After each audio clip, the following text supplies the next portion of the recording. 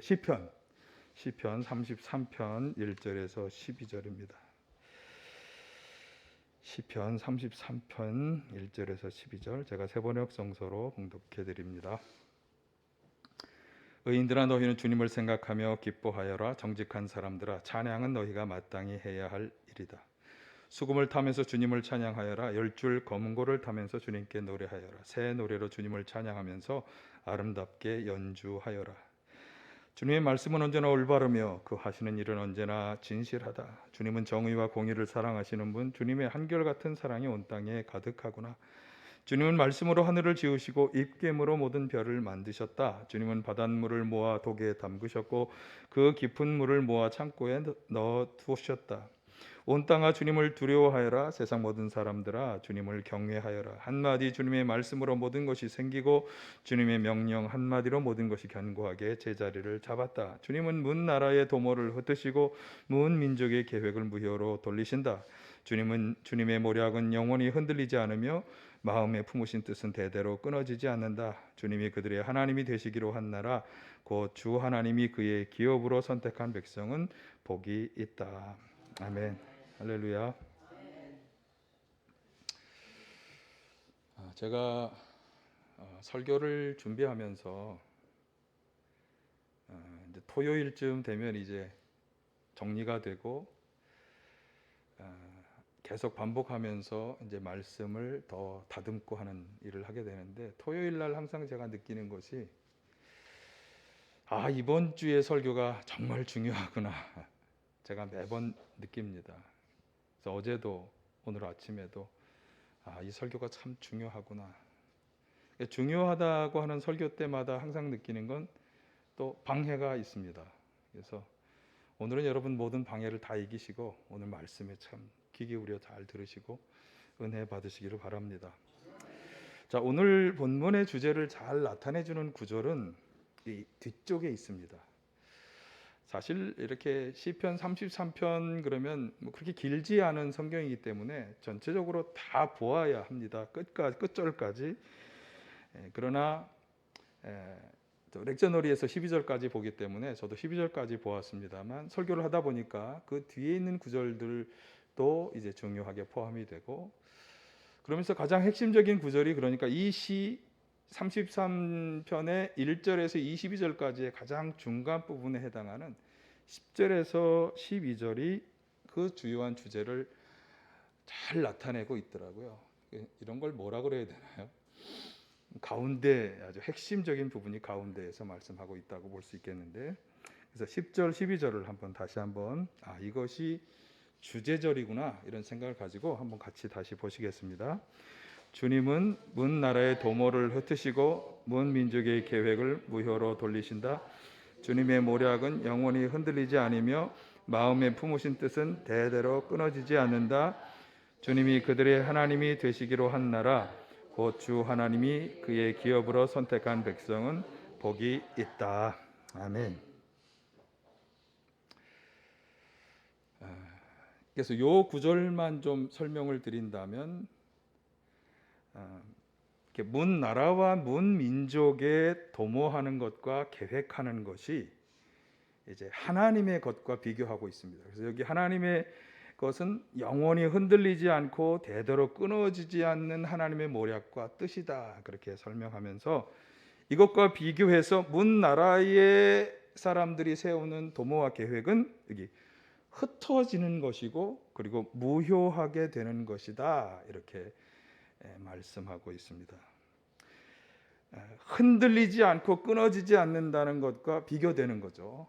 사람들이 세운 모든 계획이나 도모함은 흩어지게 되고 그리고 무효하게 될 것이다.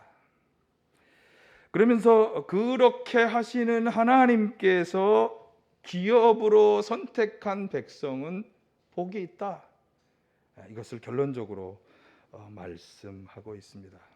그래서 이것이 오늘 설교의 제목이기도 합니다. 하나님이 기업으로 선택한 백성은 복이 있다. 그러면 저와 여러분은 이런 복이 있는 하나님이 선택한 백성일까요?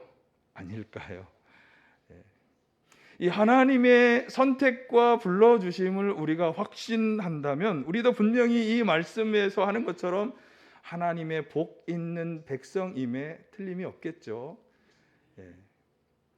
그래서 그 하나님의 복 있는 이 백성, 하나님의 기업으로 선택한 백성이라고 하는 것이 어떤 의미를 가진 것이고 또 왜 그 백성에게 복이 있다고 말씀하는가, 이것을 한번 본문을 통해서 함께 계속 한번 묵상하고 연구해 보도록 하겠습니다. 자, 하나님이 기업으로 선택받았다라고 하는 말씀의 의미는 뭐 이렇게 구절이나 또 여러 가지 맥락에 의해서 이것을 설명할 수 있겠습니다만, 저도 그런 설명을 하려고 보니까 12절에서 바로 그 앞에서 이 구절의 의미를 분명히 밝히고 있더라고요. 자, 12절을 한번 같이 보실까요? 시작. 주님이 그들의 하나님이여 되시나라. 곧 주 하나님이 그의 기업으로 선택한 백성은 복이 있다. 곧 주 하나님이 그의 기업으로 선택한 백성은 복이 있다. 그러니까 바로 그 앞에서 이야기한 것이 바로 그것에 대한 설명이죠. 어떤 것입니까? 주님이 그들의 하나님이 되시기로 한 나라. 그러니까 하나님께서 선택한 백성의 하나님이 되시는 것, 그러니까 하나님이 그 백성의 하나님이 되시는 것, 그것이 바로 그 백성을 기업으로 선택한 백성이 된다는 의미다. 그렇다면 하나님이 그 백성의 하나님이 되신다고 하는 게 무슨 의미인가? 이제 이것을 또 생각해 봐야 되겠죠. 뭐 다른 사람은 생각할 필요가 없어요. 하나님이 나의 하나님이 되신다? 무슨 말씀일까요? 하나님의 그 하나님 되심을 나타내시고 하나님으로서의 일을 행하여 주신다. 여러분, 하나님이 어떤 분이시죠? 이 세상을 창조하고 다스리시는 분이시죠.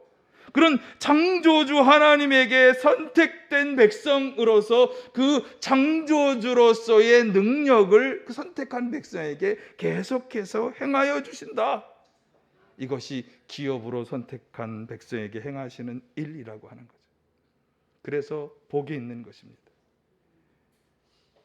하나님이 우리를 택하셔서 그 기업으로, 이 기업이라고 하는 것이 성경에서 주로 사용되는 것은 하나님의 소유가 되었다, 하나님의 보물이 되었다, 이런 맥락에서 주요 사용하기 때문에 하나님께서 당신의 소유로 아주 귀한 보물로 삼아주시는 백성이 되었다고 하는 것은 그 창조주 하나님이 그들에게 그 창조주로서의 능력을 행하시며 이끌어주시는 백성이 되었다, 그런 말씀이 되는 것입니다. 그래서 이렇게 생각하면 되겠죠. 이 선택된 백성의 배후에는 하나님이 계시다. 그냥 지켜보고 계시다는 게 아니라 개입하시며 역사하시는데 다른 사람들은 경험할 수 없는 창조주 하나님의 능력의 역사, 창조하시고 다스리시고 돌보시고 하는 그 역사를 한없이 베풀어주는 백성이 된다. 여러분, 우리는 그 백성인 줄 믿습니다. 우리가 왜 그 백성의 확신을 가져야 하느냐, 제가 잠시 뒤에 말씀을 드릴게요. 그러니까 하나님의 백성이 복이 있다는 것은 이런 측면에서 보면 너무나 당연한 것인데, 그런데 누가 이런 하나님의 백성이 되는 것이냐? 성경은 하나님께서 아브라함을 부르셔서 그를 통해 하나님의 백성을 이루셨다고 말씀합니다. 이것을 잘 말씀해 주는 것이 창세기 12장 1절에서 3절 말씀이에요. 제가 창세기 이 구절을 설명드리는 게 아니라 요약해서 말씀을 드릴게요. 하나님께서 아브라함에게 나타나셔서 고향과 친척과 아버지 집을 떠나라고 하시면서 이렇게 말씀하셨잖아요. 너에게 큰 민족을 이루고 복을 주어 복의 근원이 되게 하겠다. 이것이 바로 하나님이 최초로 사람 인간 아브라함에게 나타나셔서 내가 너를 통해 큰 민족, 복 있고 복의 근원이 되는 민족을 이루게 하겠다라고 하신 그런 하나님의 최초의 언약이 나타난 장면입니다. 사실 이 언약은 이스라엘의 조상 우리가 이삭, 야곱 그리고 그 후손들에게 계속해서 보장되어 왔습니다. 계속해서 하나님이 이삭에게도 이 축복을 다시금 확인하셨고 야곱에게도 다시금 확인하시는 장면이 성경에 다 나옵니다. 그래서 이 야곱의 후손이라고 하는 이스라엘 백성들은 하나님과 언약을 맺은 하나님의 복받는 백성으로 그들을 계속해서 살아왔고 지금도 지금도 이스라엘 민족 사람들은 자신들이 그렇게 축복받고 선택받은 하나님의 백성이라고 하는 확신을 가지고 살아가고 있습니다. 그런데 바울이라고 하는 분은, 바울 사도는 우리 그리스도인들도 아브라함의 후손이며 이 하나님의 언약의 백성이 되었다라고 선언해 주셨습니다. 어디에서? 로마서에서 말씀하죠. 자, 로마서 4장 13절 한번 보실까요? 시작. 아브라함이나 그 자손에게 주신 하나님의 언약 곧 그들이 세상을 물려받을 상속자가 되리라는 것은 율법으로 말미암은 것이 아니라 믿음의 의로 말미암은 것입니다. 아멘. 자, 16절도 한번 보실까요? 시작. 이 약속은 믿음에 근거한 것입니다. 그것은 하나님께서 아브라함에게 이 약속을 은혜로 주셔서 이것을 그의 모든 후손에게도 곧 율법으로 사는 사람들에게만이 아니라 아브라함이 지닌 믿음으로 사는 사람들에게도 보장하시려는 것입니다. 아브라함은 우리 모두의 조상입니다. 아멘. 자, 이것을 설명하려면 믿음, 율법 이런 관계도 설명해야 되겠지만 제가 그 설교를 또 드리려면 또 다른 설교를 해야 되기 때문에 오늘은 이 아브라함과 믿음의 상관관계와 오늘 우리에게 있는 이것이 왜 우리에게 중요한지에 대한 설명만 간단히 드리겠습니다. 이 두 구절을 통해서 우리가 분명히 깨달을 수 있는 것은 아브라함이 하나님께 대해서 가졌던 그 믿음과 동일한 믿음으로 살아간다면 우리 모든 그리스도인들도 아브라함의 후손이다.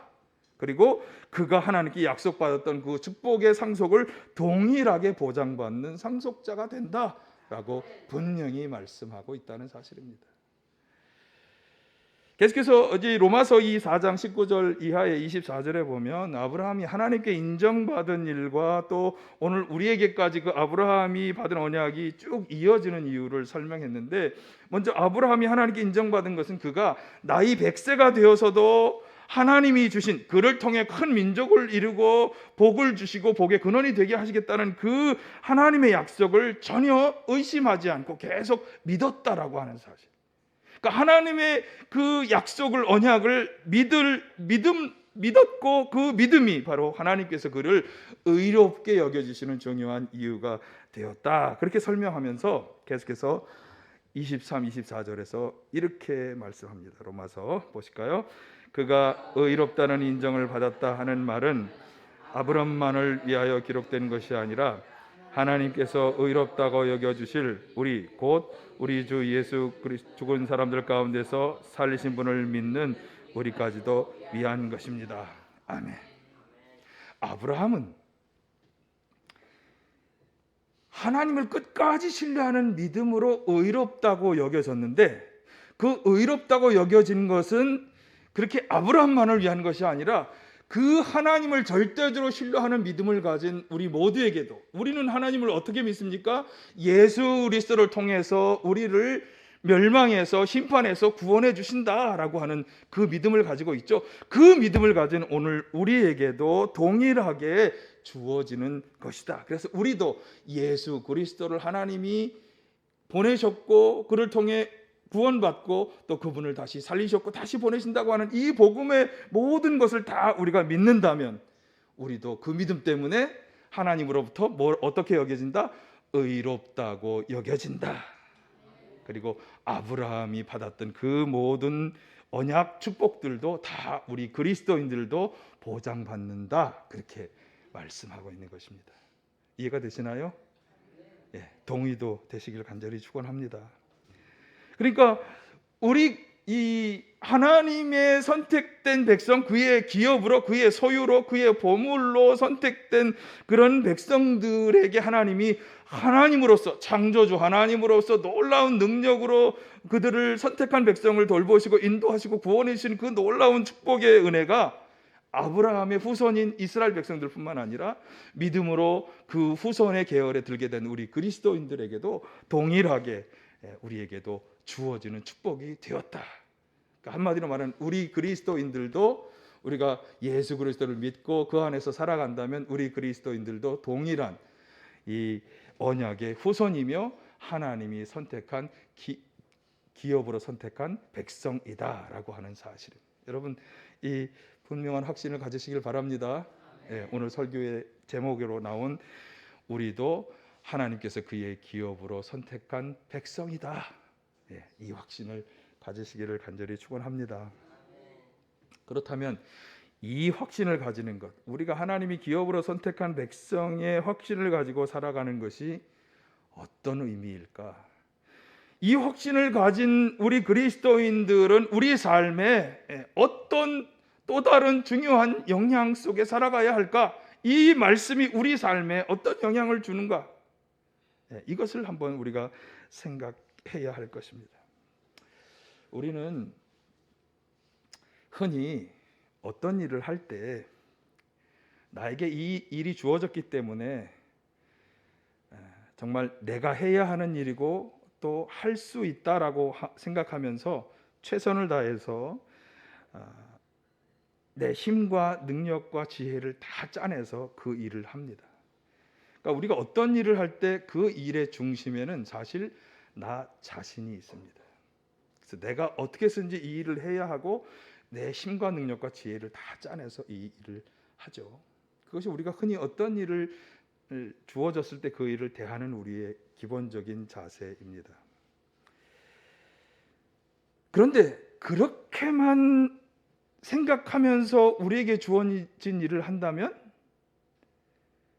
물론 우리는 그래서 최선을 다하고 열심히 주어진 일을 잘 감당하지만 내가 이 모든 일의 중심이고 그래서 내게 주어진 어떤 힘과 능력과 지혜로 이것을 다 감당해야만 된다고 생각한다면 아주 중요한 사실, 지금까지 우리가 살펴본 우리 배후에 하나님이 계시다.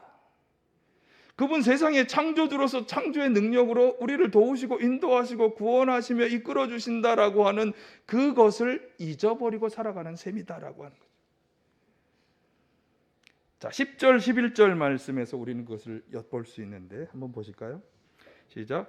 주님은 문 나라의 도모를 흩으시고 문 민족의 계획을 무효로 돌리신다. 주님의 모략은 영원히 흔들리지 않으며 마음에 품으신 뜻은 대대로 끊어지지 않는다. 앞에서 제가 잠깐 설명을 드렸잖아요. 하나님은 문 나라의 도모를 흩으시고 문 민족의 계획을 다 무효로 돌릴 수 있는 그런 분이라고 하는 고백이 들어있죠. 자, 16, 17절도 우리가 읽진 않았습니다. 보실까요? 군대가 많다고 해서 왕이 나라를 구하는 것이 아니며 힘이 세다고 해서 용사가 제 목숨을 건지는 것은 아니다. 나라를 구하는데 군나가 필요한 것은 아니며 목숨을 건지는데 많은 군대가 필요한 것은 아니다. 자, 이 두 구절을 연결해서 생각하면 이런 말씀입니다. 우리는 계획을 세우고 어떤 일을 도모합니다. 그런데 그 계획과 도모가 다 흩어지고 무효로 돌아갈 수 있습니다. 누구에 의해서? 하나님에 의해서. 하나님에 의해서. 또 하나, 군대가 많다고 해서 승리할 수 없다. 우리의 힘이 아무리 세다고 해서 우리의 목숨이 건져지는 것이 아니다. 그렇게 할 수 없는 일들이 다가온다. 누구에 의해서? 하나님에 의해서. 자, 한번 생각해 볼까요? 우리가 아무리 지혜롭고 많은 능력을 가지고 있다고 한들 그것을 천지 만물의 창조주이신 하나님과 비교할 수 있을까요? 우리가 아무리 발전된 과학의 힘을 가지고 있고 최신의 무기로 무장된 군대가 있다 할지라도 천지 만물을 지으신 하나님과 그것을 비교할 수 있을까요? 최근에 우리는 그 예를 너무나 잘 보고 있잖아요. 최근에 뉴욕의 하늘이 멀겋게 이렇게 공기가 아주 위험 수위까지 올라갔다 그러죠. 왜? 캐나다에 번진 불 때문에. 우리가 상상도 할 수 없는 자연 재해들 통제할 수 없어. 아무리 지혜가 있고 아무리 과학이 뛰어나도 통제가 되지 않아. 천지지변이라고 할 수 있는 홍수들, 지진들 통제할 수가 없어요. 천지만물의 창조주이신 하나님께서 물론 그 일을 행하신다고 우리가 그렇게 생각할 수는 없지만 그 하나님의 능력이 조금만 드러난 일들, 그런 지진, 그런 화재, 그런 홍수, 이런 사건들에 대해서 우리가 할 수 있는 게 별로 없어요. 그 하나님의 능력과 비교가 되지가 않아요. 그러니까 우리가 어떤 일을 계획하고 도모할 수 있죠. 우리가 군대 힘도 동원할 수 있고 최신의 어떤 용사들을 동원할 수 있겠죠. 그러나 그것들 가지고 과연 우리가 원하고 바라는 어떤 성과를 이루어낼 수 있을까? 이룰 수는 있을지도 몰라. 그러면 창조주 하나님께서 도우시고 인도해 주실 때 우리가 이룰 수 있는 성취와 과연 그것들이 비교할 수 있을까? 여러분의 힘과 능력과 계획으로 어떤 일을 행하는 것과 하나님이 배후에 계셔서 도우시고 인도하시며 그 일을 행하게 하실 때 이루어지는 결과와 두 결과를 비교할 수 있을까? 어떻게 생각하십니까? 그래서 우리는 모든 일을 우리를 기업으로 삼아주신 당신의 소유요 보물로 삼아주신 하나님과 함께 해야 한다. 다윗 왕이 했던 것처럼 늘 하나님께 하나님과 의논하며 하나님 내가 나아가야 할까요? 들어가야 할까요? 하나님 내가 이리로 갈까요? 저리로 갈까요? 하나님 내가 공격해야 할 때가 지금입니까? 아니면 언제입니까? 늘 여쭈어보며 의논하며 나아갔던 다윗 왕처럼 하나님의 지혜와 능력과 도우심을 구하여야 하는 것입니다. 그러면 나는 인간적으로 아무 일도 하지 않아도 된다 이런 말이 아니고요. 창조주 하나님이 배후에 계셔서 그 모든 일들 가운데 역사하시고 함께 하신다는 그 믿음을 가지고 최선을 다하며 매사에 하나님을 인정하고 그분과 함께하는 자세로 일을 해나가야 한다. 나의 계획과 도모만 의지하지 말라. 나의 힘과 능력과 지혜만 의지하지 말라. 뒤에 계시고 함께 하시는 하나님과 함께 하라. 이것이 바로 하나님의 기업으로 선택된 백성들에게 요구되는 자세일 것입니다. 오늘 시편 기자는 처음에 이 시를 시작하면서 1, 3절에 보시면 한번 비춰줘 보실까요? 의인들아 너희는 주님을 생각하며 기뻐하여라. 정직한 사람들아 찬양은 너희가 마땅히 해야 할 일이다. 하나님을 찬양하라는 권면으로 이 시를 시작하고 있습니다. 하나님을 찬양하는 것이 마땅한 일이기 때문에 새 노래로 하나님을 찬양하라. 왜 그렇게 찬양하라고 말씀하는가? 바로 그 뒤 4절부터 9절에서 찬양할 수밖에 없는 이유를 말씀하고 있는데 바로 하나님과 하나님의 말씀의 능력이 어떠한 것인가 하는 시편 기자의 깨달음을 전해주고 있습니다. 이것을 읽어가면서 그렇구나 이렇게 동의할 수밖에 없더라고요. 한번 여러분도 같이 보실까요? 4절에서 9절 시작. 주님의 말씀은 언제나 올바르며 그 하시는 일은 언제나 진실하다. 주님은 정의와 공의를 사랑하시는 분, 주님의 한결같은 사랑이 온 땅에 가득하구나. 주님은 말씀으로 하늘을 지으시고 입김으로 모든 별을 만드셨다. 주님은 바닷물을 모아 독에 담으셨고 그 깊은 물을 모아 창고에 속에 넣어두셨다. 온 땅아 주님을 두려워하여라. 세상 모든 사람아 주님을 경외하여라. 한마디 주님의 말씀으로 모든 것이 생기고 주님의 명령 한마디로 모든 것이 견고하게 자리를 잡았다.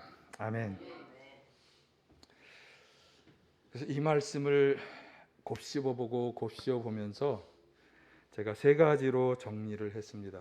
같은 말인데 그래도 제가 정리한 거니까 조금 더 하나 걸러서 좀 더 이해하기 쉬운 말로, 첫 번째는 하나님과 하나님의 말씀은 언제나 올바르며 믿을 만하다. 그러니까 살아온 경험과 또 자기가 알게 된 그런 진실들을 곱씹어 보니까 하나님의 말씀은 언제나 올바르고 믿을 만한 것이었다.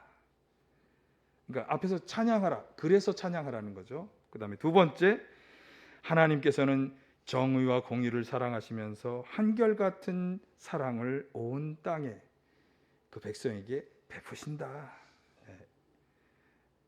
그러니까 찬양하라는 거죠. 한결같은 사랑을 베푸신다.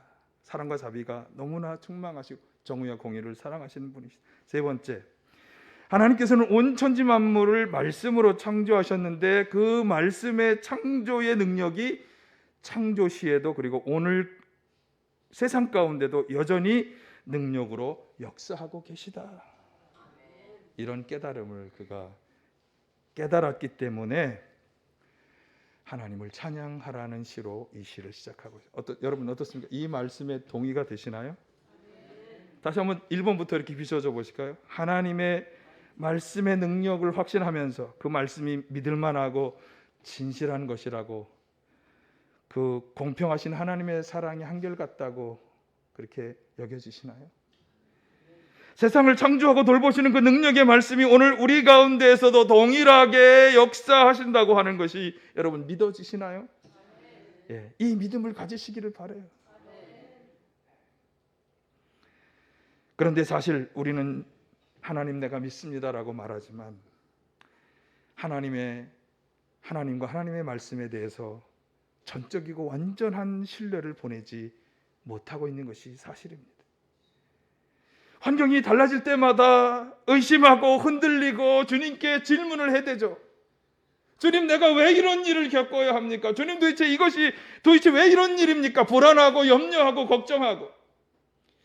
오늘 우리가 찬양 시간에 박정호 성악가, 젊은 시절부터 참 그분의 찬양을 좋아했습니다만 주는 평화라고 하는 그 마지막 부분에 주는 평화 그러면서 염려다 맡기라 주가 돌보시니 주는 평화 우리의 평화. 예, 염려다 맡기라.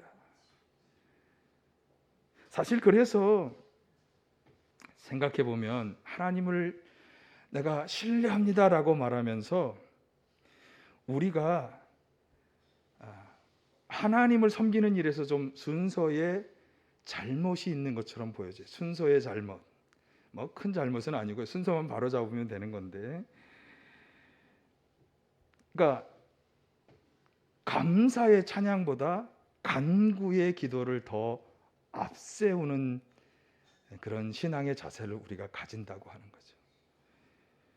물론 간구의 기도는 참 중요합니다. 기도함으로 하나님께 아뢰라고 성경이 계속 얘기하고 있고, 또 우리는 기도함을 통해서 하나님과 소통하고 교제하고 대화할 수 있기 때문에. 그러나 사실 우리가 드리는 대부분의 기도가 나의 필요를 하나님께 구하는 것이라고 할 때 우리는 이 순서를 좀 바꿀 필요가 있습니다. 오늘 본문의 시편 기자의 요청처럼 감사와 찬양을 드리는 것이 가장 먼저 앞으로 우리가 먼저 해야 할 일이라고 하는 게, 왜?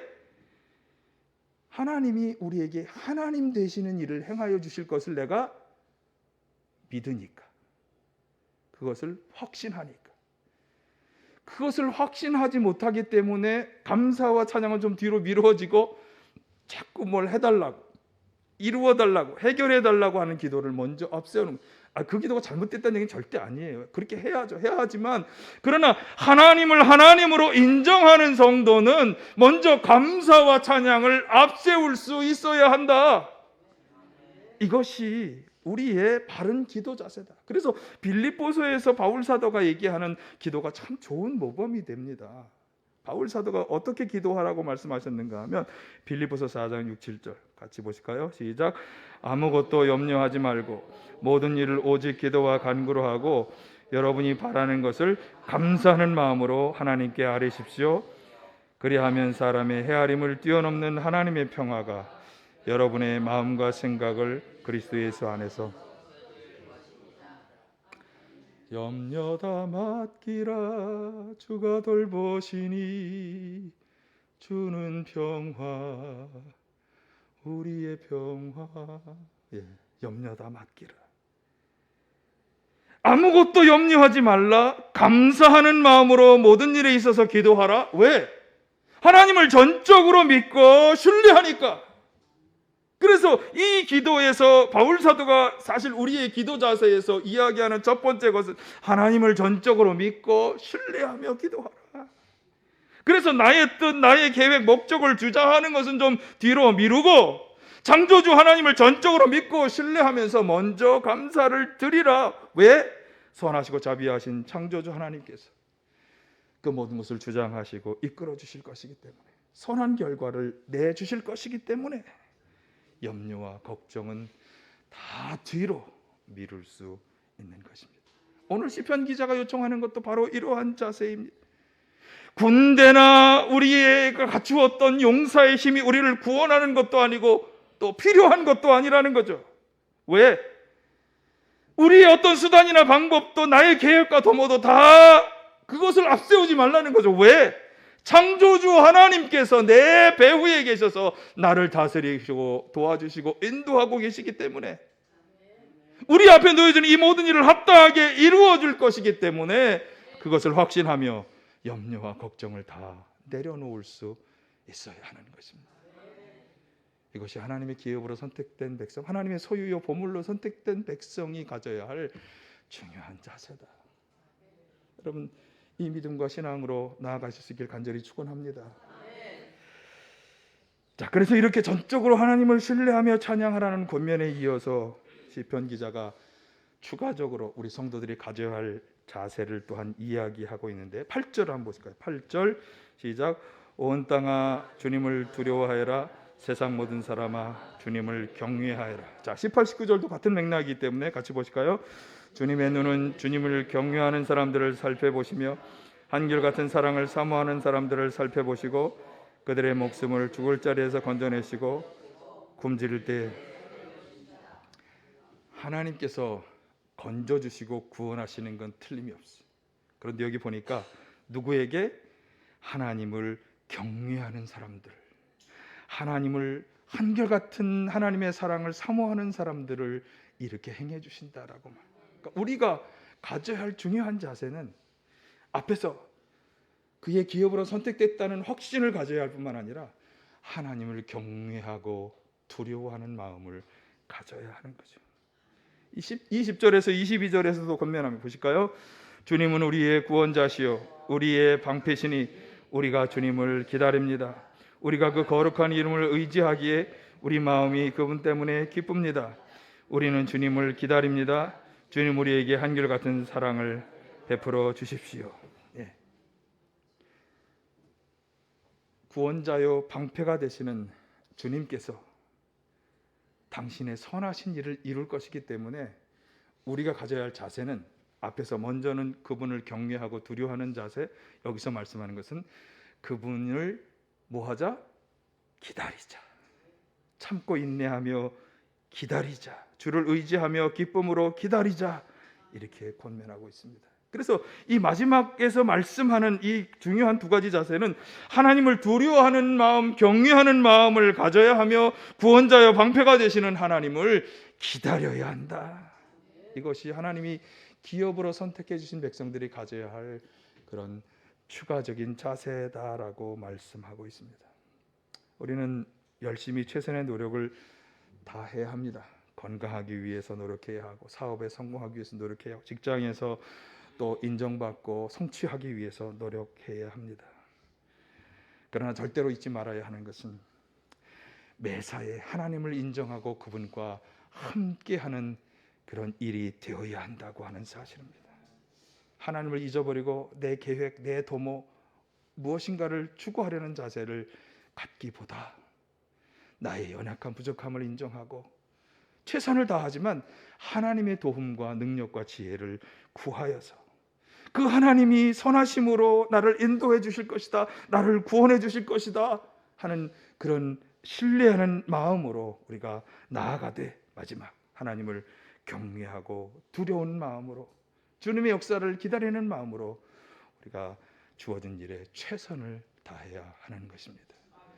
최선을 다해야 하는 것은 틀림없습니다. 아무 일도 하지 않고 아무 할 일이 없다 손 놓을 일도 아니고 왜 되지 않지 조급할 것도 아니고, 하나님이 반드시 당신의 기업으로 선택한 백성을 내버려 두지 않으실 것이다 확신 가지고 하나님을 경외하면서 함께해 주실 하나님의 역사를 신뢰하는 믿음을 가지고 최선을 다해 일을 감당하며 주님을 기다릴 때 창조주 하나님께서 우리 가운데 창조주의 역사를 행하여 주실 줄 믿습니다. 당신의 선하신 능력과 뜻을 행하여 주실 것입니다. 그것을 기억하며 오늘도 먼저 하나님께 감사와 찬양을 올려드릴 수 있기를 간절히 축원합니다.